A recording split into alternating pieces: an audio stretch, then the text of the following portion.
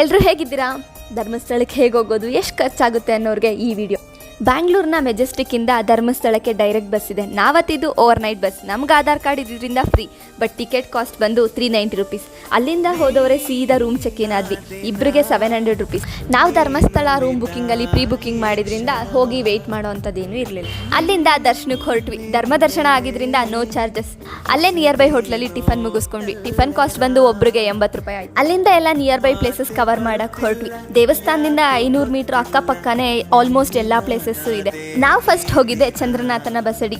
ಇದಕ್ಕೆ entry fees ಏನೂ ಇಲ್ಲ. ಅದಾದ್ಮೇಲೆ ಅಲ್ಲಿಂದ 500 ಮೀಟರಲ್ಲೇ ಶಿವಾನಿ ಆನೆನೂ ನೋಡಿದ್ವಿ. ಅದಕ್ಕೂ ಯಾವುದೇ ಎಂಟ್ರಿ ಫೀಸ್ ಇಲ್ಲ. ಅಲ್ಲಿಂದ ಬರ್ತಾ ಕಾರ್ ಮ್ಯೂಸಿಯಂಗೆ ಹೋಗಿದ್ವಿ. ಇದಕ್ಕೆ ಎಂಟ್ರಿ ಫೀಸ್ ಬಂದು 10 ರೂಪಾಯಿ ಒಬ್ಬರಿಗೆ. ಅಲ್ಲಿಂದ ನಾವು ಸೀದಾ ಹೋಗಿದ್ದೆ ಬುಕ್ ಆಫ್ ರೆಕಾರ್ಡ್ ಸೇರಿರುವಂಥ ಮಂಜುಷಾ ಮ್ಯೂಸಿಯಂಗೆ. ಇದರ ಎಂಟ್ರಿ ಕಾಸ್ಟ್ ಬಂದು 30 ರೂಪಾಯಿ. Must visit place in Dharmasthala ಅಂತಾನೆ ಹೇಳ್ತೀನಿ. ಇದೆಲ್ಲ ನೋಡೋ ಅಷ್ಟರಲ್ಲಿ ಹಾಫ್ ಡೇ ಆಗಿತ್ತು. ಧರ್ಮಸ್ಥಳದ ಅನ್ನಪ್ರಸಾದನ ಫ್ರೀ ಆಗಿ ತಿಂದು ಅದಾದ್ಮೇಲೆ ನಾವು ಸೀದಾ ಹೊರಟಿದ್ದೆ ಧರ್ಮಸ್ಥಳದಿಂದ 30 ಕಿಲೋಮೀಟರ್ ದೂರ ಇರುವಂತ ದಿಡುಪೆಗೆ.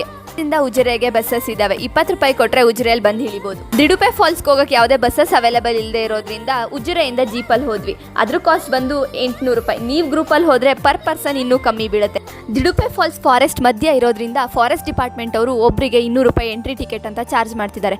ದಿಡುಪೆ ಫಾಲ್ಸ್ಗೆ ಹೋಗೋಕ್ಕೆ ಟೋಟಲ್ ಕಾಸ್ಟ್ ಬಂದು 1200 ಆಗುತ್ತೆ. ಜೀಪ್ ಮತ್ತು ಎಂಟ್ರಿ ಫೀಸ್ ಸೇರಿಸಿ ಇಬ್ಬರಿಗೆ. ನಾವು ವಾಪಸ್ ಬಂದು ಧರ್ಮಸ್ಥಳದ ಒಂದು ಹೋಟ್ಲಲ್ಲಿ ಫಿಶ್ ಮೀಲ್ಸ್ ತೊಗೊಂಡ್ವಿ ನೈಟ್ ಊಟಕ್ಕೆ. ಇದ್ರ ಕಾಸ್ಟ್ ಬಂದು 100 ರುಪೀಸ್.